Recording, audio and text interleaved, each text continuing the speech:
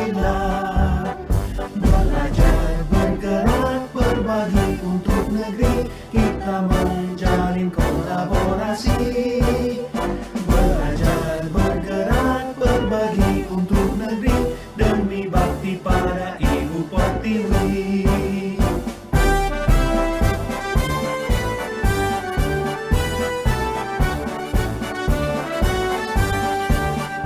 Bulatkan tekad, kuatkan hati, negeri ini memanggilmu kawan. Belajar, bergerak, berbagi untuk negeri, guru penggerak majukan pendidikan. Guru penggerak menghamba pada murid, kreatif rancang pembelajaran. Hargai potensi, tingkatkan prestasi, lahirkan profil pelajar Pancasila. Belajar, bergerak, berbagi untuk negeri, kita menjalin kolaborasi. Belajar, bergerak, berbagi untuk negeri, demi bakti pada Ibu Pertiwi. Belajar, bergerak, berbagi untuk negeri, kita menjalin kolaborasi. Belajar, bergerak, berbagi untuk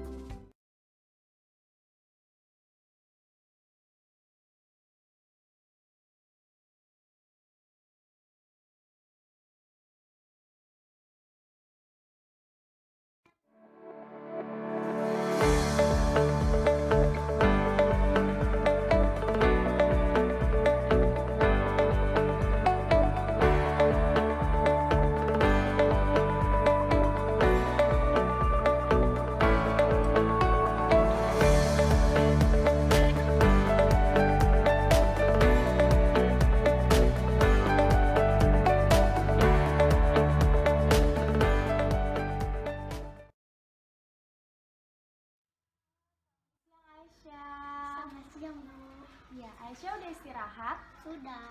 Sudah, alhamdulillah. Nah, Aisyah tahu nggak kenapa Bu Ria panggil ke sini? Tidak tahu. Tidak tahu.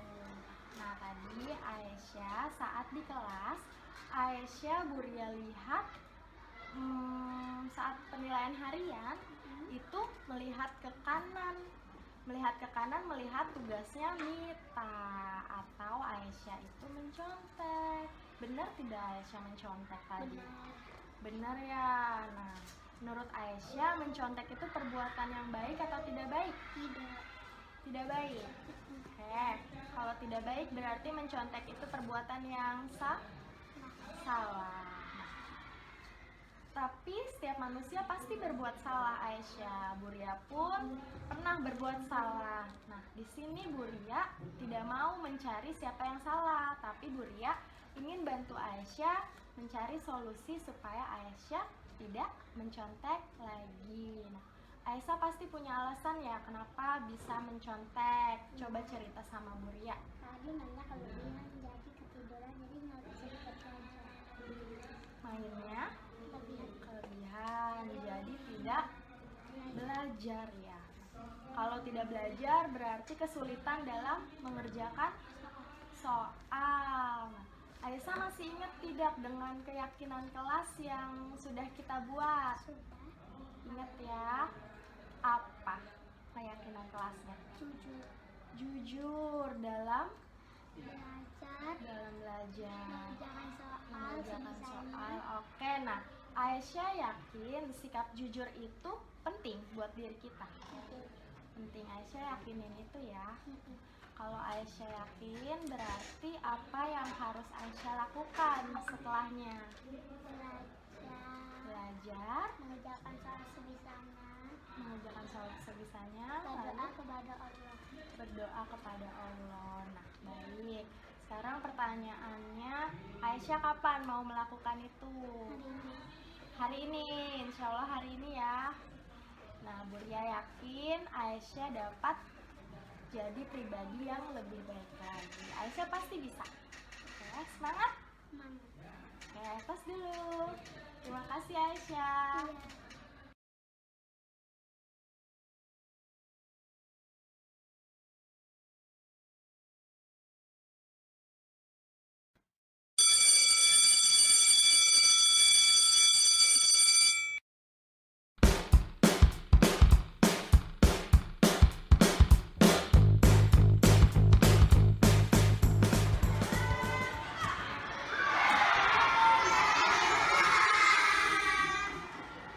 Selamat siang Adam.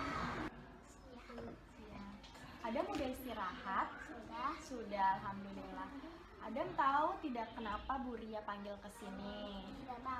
Tidak tahu. Adam tadi pagi-pagi sampai sekolah jam berapa? 7. Jam 7. Sekolah kita belnya jam setengah 7. Artinya Adam sampai di sekolah tepat waktu atau terlambat? Terlambat ya. Terlambat itu merupakan perbuatan baik atau tidak? Tidak baik. Tidak baik artinya terlambat itu berupa kesalahan. Adam, setiap manusia pasti berbuat salah. Bu Ria juga pernah terlambat dalam menghadiri sebuah acara. Tapi di sini Bu Ria ingin membantu Adam mencari solusi supaya tidak terlambat lagi gitu ya. Nah, Adam pasti punya alasan nih kenapa hari ini bisa terlambat.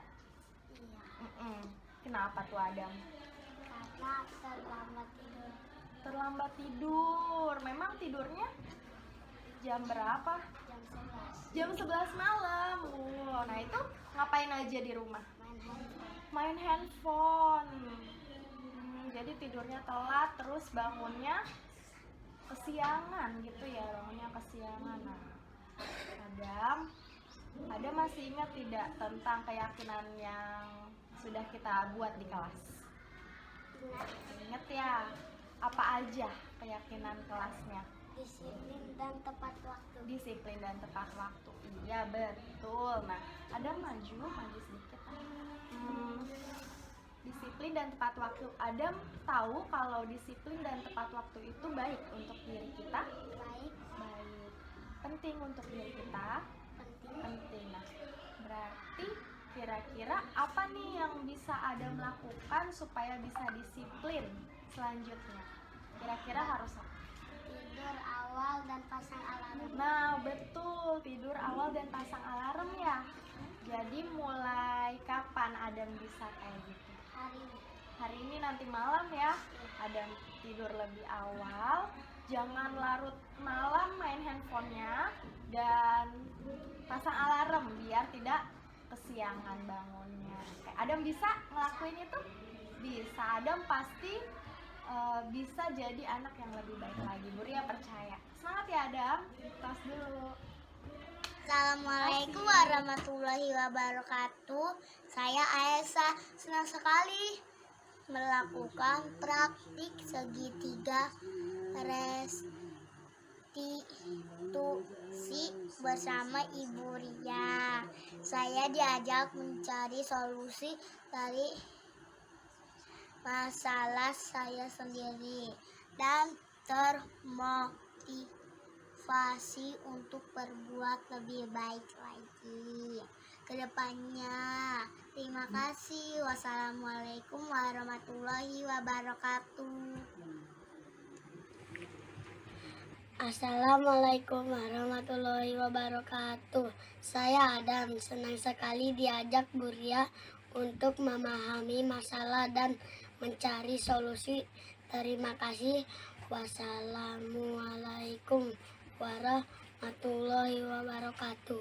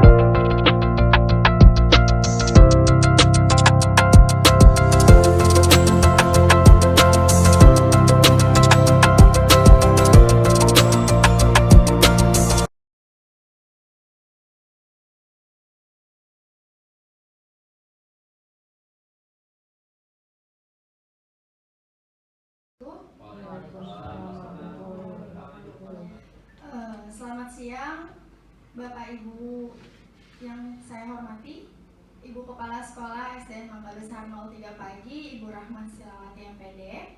Yang saya hormati Bapak Ibu Guru yang berkesempatan hadir pada acara hari ini, dan yang saya hormati staf dan karyawan SDN Mangga Besar 03 Pagi.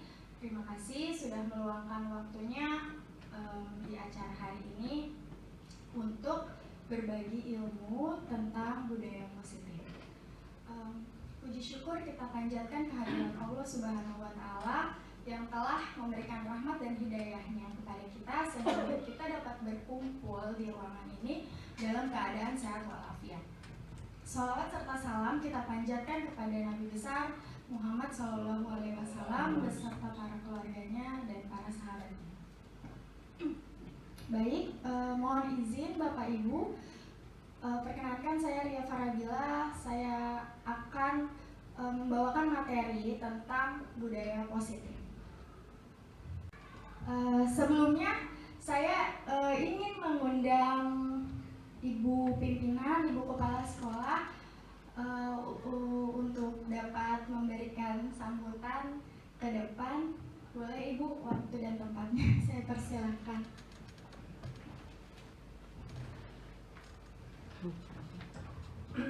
Baik, Assalamualaikum warahmatullahi wabarakatuh. Alhamdulillahirabbil alamin. Yang saya hormati Ibu dan Bapak Guru serta rekan SDN Mangga Besar 03 Pagi.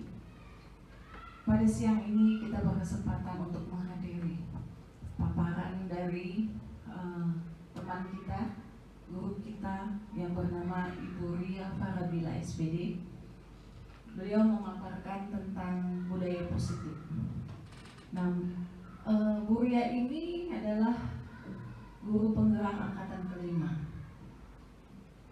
Dengan adanya teman kita yang dipilih menjadi guru penggerak, mudah-mudahan adalah sebagai motivator ya, motivator bagi kita semua dan memotivasi kita agar kita lebih berkembang dalam segi kompetensi, pemahaman yang lebih baik dalam cara pendekatan pemahaman kita terhadap pendidikan di Indonesia ini dan pendidikan bagi anak-anak kita ke depannya. Semoga apa yang Bu Ria bisa imbaskan kepada kami teman-teman guru SDN Mangga Besar 03 akan memberikan dampak yang positif, dampak yang lebih baik bagi perkembangan pendidikan di Mangga Besar 03. Semoga ini terus berkelanjutan menjadi hal yang sangat positif. Pas sekali dengan judulnya itu budaya positif, yaitu mengimbaskan ke hal-hal yang suatu yang lebih baik. Semangat Bu Ria Farabila, semoga sukses sampai akhir.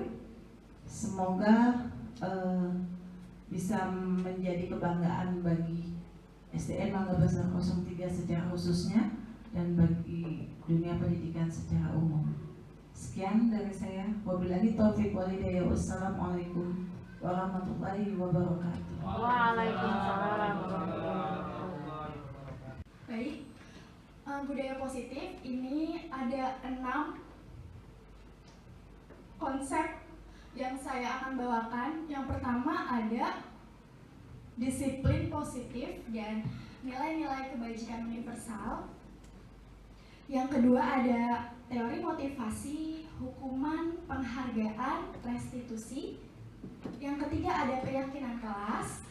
Yang keempat ada kebutuhan dasar manusia dan dunia berkualitas. Yang kelima ada restitusi, 5 posisi kontrol, dan yang terakhir ada segitiga restitusi. Nah, Bapak Ibu sekalian, sebelumnya saya ingin membuka pertanyaan bahwa apa pentingnya menciptakan suasana positif di lingkungan kita? Kira-kira penting tidak ya Bapak Ibu untuk menciptakan suasana positif? Gimana ya Bapak Ibu? Kira-kira penting atau tidak sih? Penting. Lingkungan positif pastinya penting ya, tentunya penting. Sangat penting. Sebagai seorang pendidik atau pimpinan sekolah, kira-kira bagaimana ya kita menciptakan suasana positif di lingkungan kita selama ini? Apa yang sehari-hari kita lakukan dari pagi sampai mungkin pulang lagi? Ya minimal Ya Kangga, silakan. saling menyapa gitu, tersenyum. Wow, terima kasih. Salam. Minimal itu, Iya, minimal. minimal tegur sapa ya, Iya, Pak, tegur ya, salam sapa. sapa kepada Sapa. teman-teman, kepada murid, baik seperti itu. Terima kasih. Selanjutnya Karona. Nah, dari standar nasional pendidikan, ini ada pengertian lingkungan yang positif sangat diperlukan agar pembelajaran yang terjadi adalah pembelajaran yang berpihak pada murid. Sebelumnya memang kita mengetahui bahwa dari filosofi Ki Hajar Dewantara itu mengacu pembelajaran berpihak pada muridnya pada akhirnya ya. Lalu sebagaimana tertuang dalam standar proses pada Standar Nasional Pendidikan pasal 12 yaitu pemelaksanaan pembelajaran sebagaimana dimaksud dalam pasal 10 ayat 2 huruf B diselenggarakan dalam suasana belajar yang interaktif, inspiratif, menyenangkan, menantang, memotivasi peserta didik untuk berpartisipasi aktif dan memberikan ruang yang cukup bagi prakarsa, kreativitas, kemandirian sesuai dengan bakat, minat, dan perkembangan fisik serta psikologis peserta didik. Baik, terima kasih. Saling sharing saja kepada Bapak Ibu guru yang tentunya sudah banyak dan lebih berpengalaman dibanding saya, gitu ya Bu. Jadi di sini kita menggali ilmu bersama-sama seperti itu. Baik, apakah pemberian hadiah atau penghargaan dapat memotivasi siswa? Nah, Bapak Ibu, kita pastinya pernah yang memberikan hadiah atau reward kepada siswa kita. Pertanyaannya adalah apakah hal tersebut dapat memotivasi siswa? Kira-kira sebuah penghargaan dapat memotivasi siswa. Siapa yang setuju Bapak Ibu? Setuju. Ya kan setuju ya Bapak Ibu ya. Baik, terima kasih. Nah, lalu yang pertanyaan selanjutnya, apakah sebuah hukuman apakah efektif dalam mendisiplinkan siswa? Bagaimana Bapak Ibu? Bisa ya. Sebagian banyak mengatakan bahwa efektif hukuman. Baik, oke, selanjutnya Karoni. Nah, Bapak Ibu, sebelumnya kita mau eksperimen dulu nih. Saya butuh 2 orang ke depan, boleh Bu Misna dan Bu Neng. Boleh Bu Misna sama Bu Neng, boleh saya minta waktunya ke depan.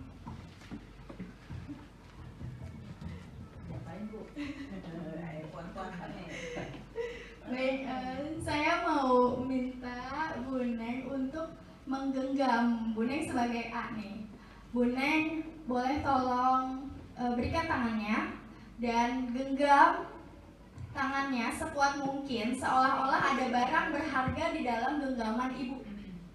Nah, kemudian Bu Misna cobalah untuk membuka genggaman Bu Neng tersebut sekuat mungkin dengan bujukan atau dengan paksaan. Bagaimana cara Bu Misna dapat menggenggam melepas genggaman Bu Neng? Ya, Bu Neng boleh satu kepala aja. Nah, boleh 2 Bu, silakan. Silakan Bu Misna, bagaimana caranya Bu Misna bisa membuka kepala tangan Ibu Neng? Silakan dengan cara bujukan atau paksaan gitu, silakan. Punya anak. Mama aku marah. Nggak mau. Gigit. Di sini kita lihat bahwa bohongin. Bu Neng tidak mau ya membuka kepalanya. Nah, dan di sini berarti yang memegang kontrol siapa ya Bapak Ibu? Dalam Bu Neng. Oke, baik. Berarti yang memegang kontrol adalah Bu Neng. Sekeras apapun Bu Misna, berarti belum berhasil ya, belum berhasil. Baik, cukup sampai situ aja. Terima kasih. Dari Buneng. Hebat Buneng. Keren ya Buneng bisa menghafal. Tadi Bu Misa berpendirian. Bu Misa nggak bilang Rayu pakai apa gitu? Harusnya. Harusnya harus lebih. Ada duit loh di sini. Nah, berarti tadi kita sudah lihat bahwa Buneng memegang kontrol di sini. Namun di sini ada sebuah ilusi atau beberapa miskonsepsi ya sebenarnya ya, bahwa ilusi guru dapat mengontrol murid. Guru ini tidak sepenuhnya dapat mengontrol murid. Nah, jadi mungkin murid dapat kita kontrol di dalam kelas, namun belum berarti di luar kelas murid tersebut dapat tetap mengikuti kontrol kita sebagai gurunya. Bisa jadi di rumah mereka lupa akan anjuran kita, instruksi kita, bagaimana kita memerintah mereka, bagaimana kita memberikan sebuah saran gitu. Mungkin murid hanya melakukan jika ada gurunya saja. Kalau di rumah mungkin mereka sudah lupa. Jadi ilusi guru mengontrol murid bahwa guru tidak bisa sepenuhnya mengontrol murid.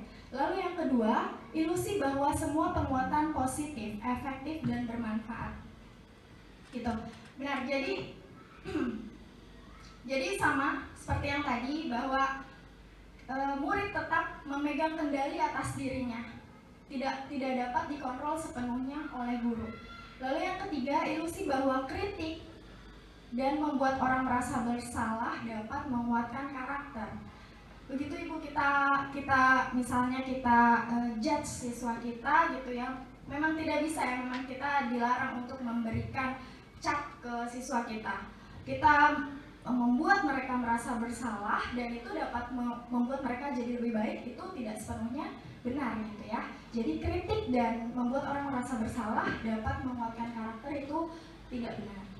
Lalu yang keempat, ilusi bahwa orang dewasa memiliki hak untuk memaksa, yaitu mentang-mentang kita dewasa, mentang-mentang kita seorang guru, kita dapat menyuruh mereka seenaknya, menyuruh murid sesuai yang kita mau, itu juga tidak dibenarkan ya Bapak Ibu. Baik. Oke, paradigma stimulus respon kepada pendekatan teori kontrol. Nah, yang biasa kita lakukan adalah stimulus respon. Bagaimana kita menyuruh anak, lalu anak berbuat yang kita suruh. Begitu saja seterusnya, menyuruh anak berbuat gitu. Jadi belum tertanam dalam diri anak gitu apa yang seharusnya mereka lakukan. Stephen R. Covey mengatakan bahwa bila kita ingin membuat kemajuan perlahan, sedikit-sedikit ubahlah sikap atau perilaku Anda. Jadi kita harus ubah sikap perilaku kita dulu. Namun bila kita ingin memperbaiki cara-cara utama kita, bagaimana Anda berpikir tentang manusia, ubahlah paradigma Anda, skema pemahaman dan penjelasan aspek-aspek tertentu tentang realitasnya. Di sini ada stimulus respon. Realitas atau kebutuhan kita sama, nyatanya kebutuhan kita berbeda. Semua orang melihat hal sama, nyatanya setiap orang memiliki gambaran yang berbeda tentunya. Yang ketiga, kita mencoba mengubah orang agar berpandangan sama dengan kita. Kita berusaha mengubah pandangan orang lain tentang dunia. Yang keempat, perilaku buruk dilihat sebagai suatu kesalahan. Teori kontrolnya, semua perilaku memiliki tujuan sebenarnya ya. Lalu orang lain bisa mengontrol saya. Nah, sebenarnya kita hanya bisa mengontrol diri kita sendiri. Yang selanjutnya, saya bisa mengontrol orang lain. Nyatanya kita tidak bisa mengontrol orang lain. Pemaksaan ada pada saat bujukan gagal.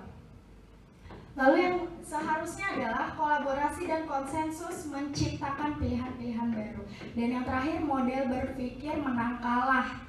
Dan yang teori kontrol yang harusnya dilakukan adalah model berpikir menang atau win-win solution. Jadi tidak ada paksaan dalam melakukan sesuatu, semuanya atas kesadaran dan kemauan sendiri.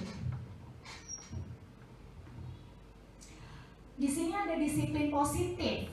Disiplin, suatu kata yang paling kita gaung-gaungkan ya Bapak Ibu ya, dalam upacara itu setiap pembina pasti mengutarakan tentang kedisiplinan anak. Nah, disiplin positif adalah belajar untuk mengikuti kebiasaan baik berdasarkan kebijakan universal sehingga muncul motivasi intrinsik dan tercipta disiplin diri. Belajar kontrol diri untuk menjadi pribadi yang kita inginkan sesuai dengan nilai-nilai yang kita hargai. Nah, di lingkungan sekolah kita memang insya Allah akan terus kita lakukan ya Bapak Ibu, bagaimana sikap baik kita ke murid-murid, bagaimana sikap baik tersebut berubah menjadi karakter yang baik, dan karakter yang baik tersebut berubah menjadi pembiasaan dan akhirnya menjadi budaya. Ya, insya Allah ya, disiplin positif ini akan bisa kita jalankan. Nah, tadi kan ada kebijakan universal. Apa sih kebijakan universal? Sekarang yang lagi in banget ya Bapak Ibu ya, Merdeka Belajar yang menuju arahnya ke profil pelajar Pancasila.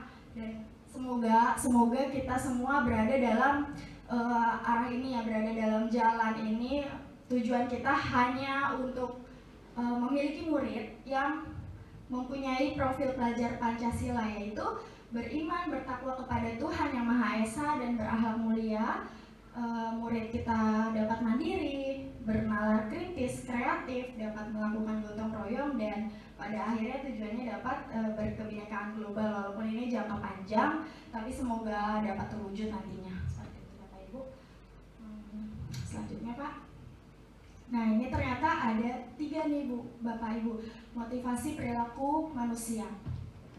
Pertama, untuk menghindari ketidaknyamanan atau hukuman.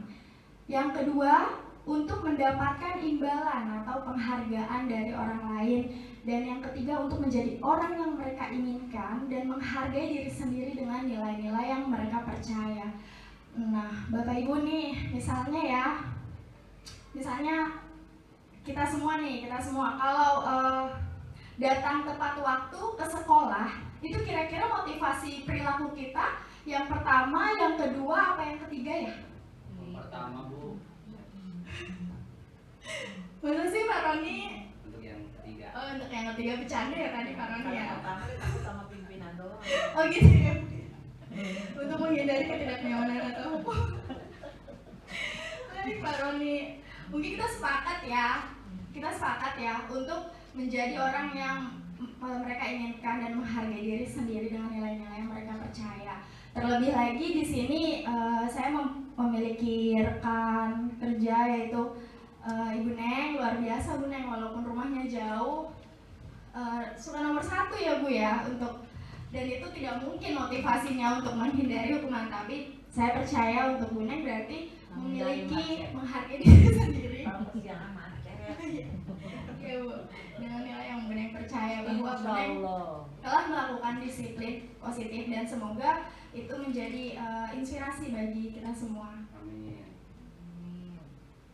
Tujuan disiplin positif adalah menanamkan motivasi yang ketiga pada murid-murid kita, yaitu untuk menjadi orang yang mereka inginkan dan menghargai diri sendiri dengan nilai-nilai yang mereka percaya.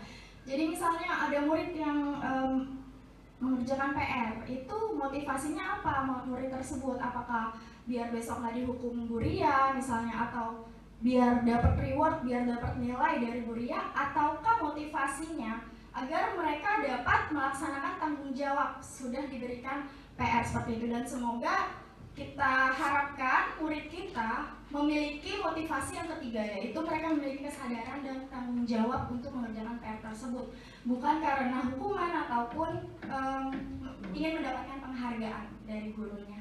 Baik, Pak Roni. Ini yang berkaitan dengan yang tadi pertama, pertanyaan tentang hukuman. Nah, ternyata Bapak Ibu, hukuman itu kalau kita memberikan hukuman kepada murid, artinya kita telah memberikan identitas yang gagal kepada murid, dan itu tidak dibenarkan, tidak dianjurkan seperti itu. Lalu apa sih yang benar? Yang benar adalah konsekuensi dan restitusi. Nah, konsekuensi itu dan restitusi itu tentunya yang paling tepat adalah restitusi ya. Ini semua apa sih? Apa tuh hukuman, konsekuensi, dan restitusi? Ini, baru next. Nah, kalau hukuman ini murid atau anak belajar menyembunyikan kesalahan. Baik, mungkin ini relate ya sama yang terjadi nih. Beberapa hari ini kan ada Satgas 5R ya. Satgas 5R di bawah itu yang tidak menganjurkan anak untuk membawa makanan ke atas ya Bapak Ibu ya. Nah, ternyata dengan adanya peraturan tersebut, namun menurut saya melihatnya anak-anak belum memiliki keyakinan dan kesadaran tentang tujuannya tuh apa sih nggak boleh bawa makanan ke atas. Nah, akibatnya anak-anak jadi belajar bagaimana nih cara menyembunyikan makanan agar bisa tetap naik dan bisa tetap makan di atas, begitu Bapak Ibu. Jadi secara tidak langsung anak ini melakukan suatu ketidakjujuran gitu Bapak Ibu dengan cara dia menyembunyikan makanannya begitu, dan ini sangat disayangkan sebenarnya ya. Dan tugas kita adalah bagaimana memberikan arahan ke mereka untuk win-win solution begitu. Bagaimana kita dapat mengarahkan mereka untuk suatu keyakinan yang dapat diterima oleh semua pihak. Nah, oke, baik next Bapak.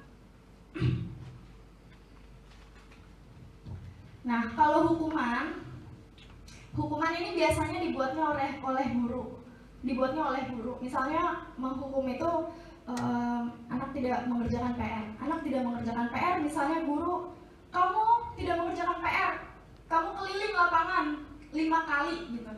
Nah, itu berhubungan gak ya Bapak Ibu dengan tidak mengerjakan PR? Apakah hukumannya itu tepat?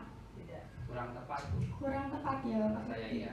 Ya, tidak tepat ya. Nah, kalau misalnya konsekuensi dibuat oleh guru dan murid atau anak atas kesepakatan berdua ya kalau konsekuensi. Biasa kalau konsekuensi itu tidak mengerjakan PR, lalu ya solusinya kesepakatan antara murid dan guru, apakah harus mengerjakan ulang setelah pulang kelas, seperti itu ya Bapak Ibu. Namun yang terakhir adalah restitusi. Restitusi ini dibuat oleh murid atau anak. Bagaimana dia dapat berpikir apa nih yang saya harus lakukan untuk menebus kesalahan saya, seperti itu. Dan biasanya ini sangat efektif dan sangat diingat untuk dijalankan anak-anak selanjutnya, seperti itu. Cara-cara mengontrol perilaku seseorang yang menghancurkan potensi untuk pembelajaran yang sesungguhnya. Menurut Kohn, secara ideal, tindakan belajar itu sendiri adalah penghargaan sesungguhnya. Beberapa pernyataan dari hasil pengamatan selama ini tentang tindakan memberikan penghargaan yang nilainya sama dengan menghukum seseorang. Ini luar biasa, saya juga setelah belajar ini saya benar-benar agak bingung jujur awalnya Bu. Ternyata penghargaan ini sama dengan menghukum. Misalnya saya juga baru tahu gitu ya, bagaimana cara kita memuji orang di grup gitu. Misalnya saya juga beberapa kali sering memberikan penghargaan atau apresiasi untuk satu anak di grup. Ternyata itu menghukum anak yang lain secara nggak langsung begitu Bapak Ibu. Lalu bagaimana yang benar ya Pak Roni ya? Yang benar. Harusnya tidak berupa hukuman. Baik. Jadi kita tumbuhkan motivasi intrinsik sehingga dalam melakukan budaya positif siswa tersebut tidak merasa tertekan dan tidak ada dorongan dari orang lain, melainkan dia mendapatkan dorongan dan motivasi dari dirinya untuk melakukan budaya-budaya positif yang tidak bertentangan dengan tata tertib yang ada di sekolahnya. Mungkin seperti itu Bu Lia. Terima kasih Pak Roni, sangat setuju. saya setuju sekali bahwa motivasi intrinsik ya, jadi harus dari dalam diri anak tersebut. Next, Karoni. Nah, ini benar kita Karoni. Penghargaan efektif jika kita menginginkan seseorang melakukan sesuatu yang kita inginkan dalam jangka waktu pendek. Penghargaan tidak efektif jika kita memberikan seseorang suatu penghargaan untuk melakukan sesuatu, maka kita harus terus-menerus memberikan penghargaan itu. Jika kita ingin orang tersebut meneruskan perilaku yang kita inginkan. Orang yang berusaha berhenti merokok atau orang yang berusaha diet menguruskan badan bila diberikan penghargaan hampir pasti tidak berhasil. Penghargaan merusak hubungan. Ketika seseorang diberi penghargaan atau dipuji di depan orang banyak, maka yang lain akan merasa iri. Dan sebagian dari mereka akan tidak menyukai orang yang diberikan penghargaan tersebut. Benar atau tidak sih Bapak Ibu? Betul Bu, kadang-kadang saya juga Iya. iri Bu sama teman saya yang Gitu. diberi pujian. Benar ya. Ya itu manusiawi mungkin ya. Kayak mungkin kita harus, jika memang ada orang banyak, kita seharusnya dapat menghargai secara rata seperti itu ya. Jadi jangan baik. Next. Kita mengingat kata-kata tertentu, kemudian mereka diminta mengambil kartu yang berisi kata yang diingat tersebut setiap kali muncul. Beberapa diberikan permen dan setiap mereka memberikan jawaban yang benar, dan sebagian yang lain hanya diberitahu saja bila jawaban mereka benar. Hasilnya, anak-anak yang dapat permen itu jawabannya banyak yang tidak tepat dibandingkan yang hanya diberitahu jawabannya benar. Next, Paroni. Pengamatan dilakukan pada sekelompok mahasiswa yang sedang praktik di sebuah surat kabar universitas, yaitu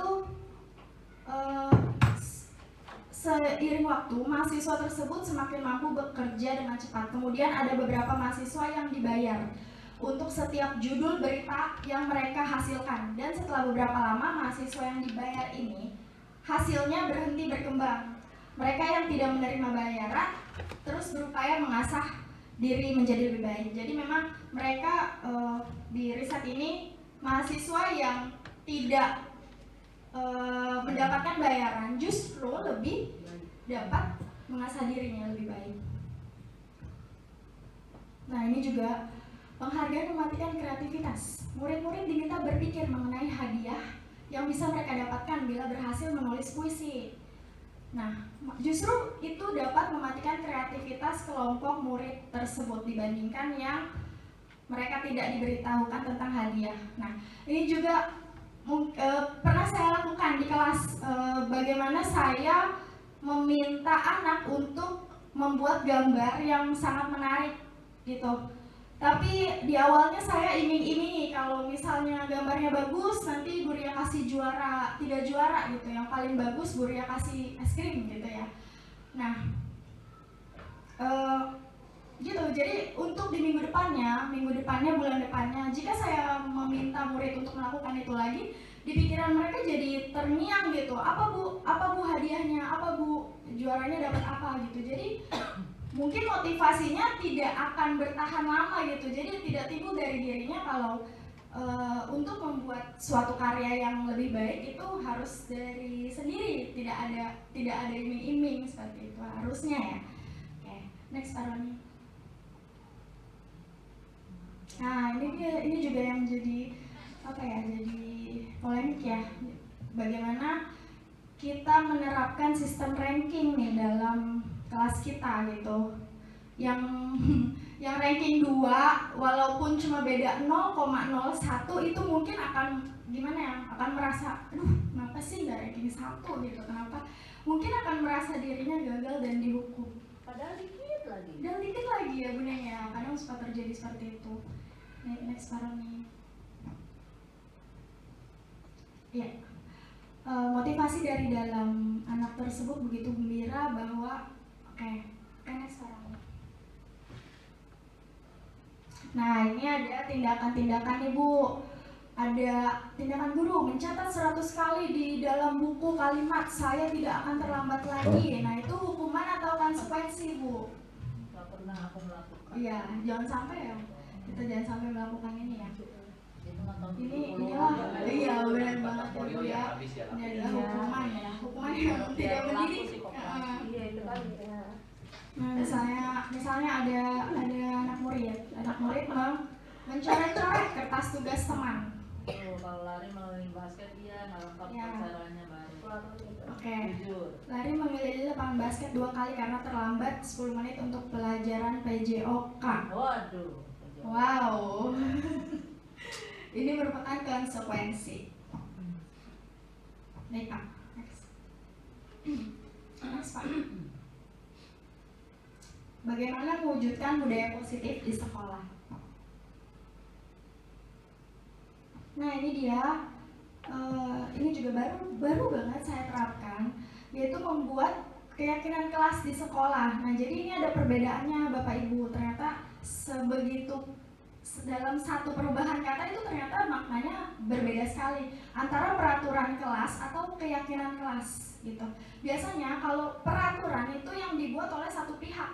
Kalau kita ya, pihak guru membuat peraturan ini anak hanya membaca, oh iya nggak boleh ini, nggak boleh ini. Tapi sampai rumah dia lupa lagi tentang peraturan tersebut. Tapi beda jika kita membuat suatu kesepakatan atau keyakinan kelas gitu. Kita melibatkan murid. Next sekarang kita melibatkan murid untuk membuat suatu keyakinan kelas tersebut. Nah, ini peraturan kelas yang sebaiknya kita ganti dengan keyakinan kelas. Nah, dari keyakinan kelas ini nanti insya Allah akan menciptakan lingkungan yang positif jika anak-anak menjalankan sebuah keyakinan ini, dan dari lingkungan yang positif yang dilaksanakan setiap hari menjadikan pembiasaan akan tercipta budaya positif di kelas atau sekolah kita.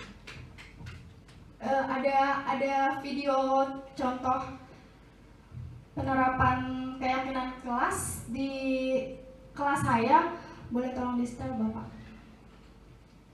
Semacam post-it seperti itu untuk anak-anak, mereka menuangkan pikirannya, kira-kira apa sih hal baik apa yang harus kita lakukan ya kalau di kelas. Nah, di situ mereka berpikir tuh, saya harus saya harus melakukan ini. Nah, ini mereka menempel di ini, nanti akan saya simpulkan gitu, dan dari beberapa kesimpulan itu nanti kita akan menyepakati. Nah, mungkin cukup sekian dari yang dapat saya bagikan. Terima kasih Bapak Ibu atas waktunya, terima kasih banyak.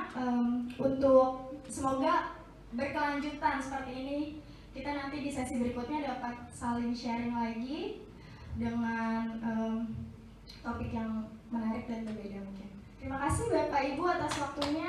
Kurangnya saya mohon maaf. Wabillahi taufiq wal hidayah. Wassalamualaikum warahmatullahi wabarakatuh.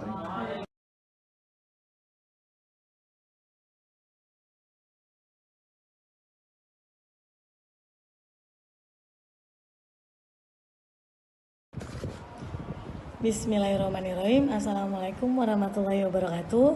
Perkenalkan, saya Miss Hasna, guru kelas 3 di SDN Mangga Besar 03 Pagi. Pada kesempatan kali ini, saya akan memberikan testimoni mengenai keyakinan kelas dalam penerapan budaya positif. Keyakinan kelas sangat penting sekali dilakukan sebelum proses belajar mengajar berlangsung. Tujuannya agar tercipta kesepakatan antara murid dan guru.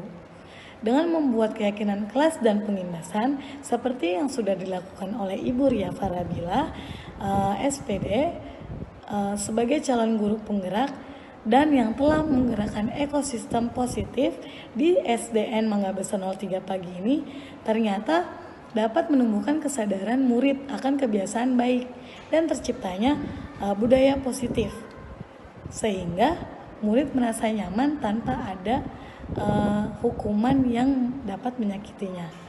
Saya berharap semoga budaya positif ini dapat terus berjalan dengan efektif dan dapat menumbuhkan keyakinan dalam murid itu sendiri. Mungkin itu saja testimoni dari saya. Terima kasih atas kesempatannya. Semangat terus untuk Ibu Ria Farabila SPD. Wassalamualaikum warahmatullahi wabarakatuh.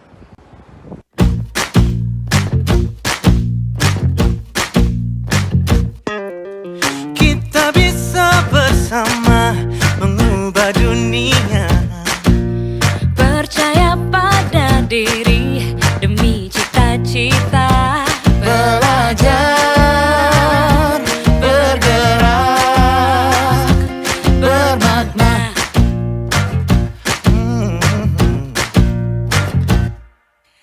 Aku bisa belajar dari ilmumu.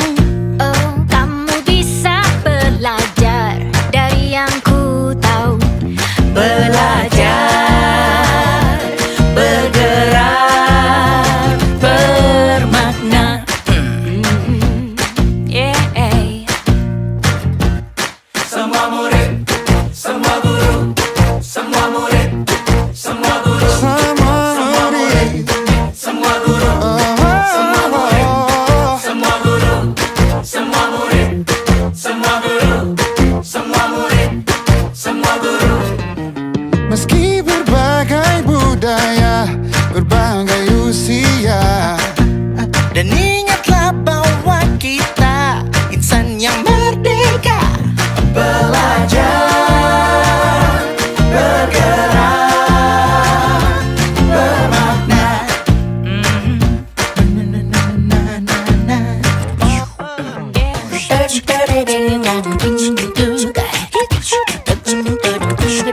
Semua murid, semua guru, semua murid, semua guru, semua murid, semua guru, semua murid, semua guru, semua murid, semua guru, semua murid, semua guru, semua murid, semua guru, semua murid, semua guru, semua murid, semua guru, semua murid, semua guru.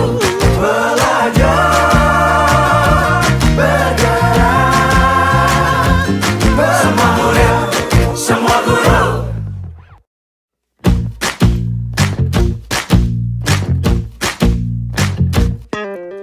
Kita bisa bersama mengubah dunia. Percaya pada diri demi cita-cita. Belajar, bergerak, bermakna.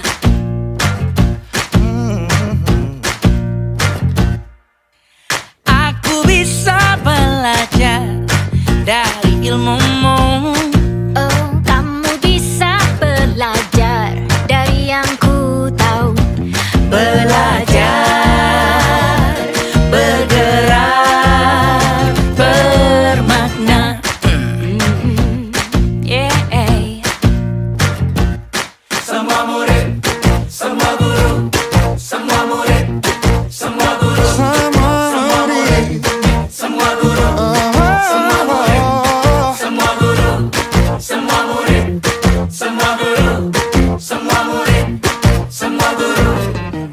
Meski berbagai budaya, berbagai usia, dan ingatlah bahwa kita insan yang merdeka. Belajar, bergerak, bermakna.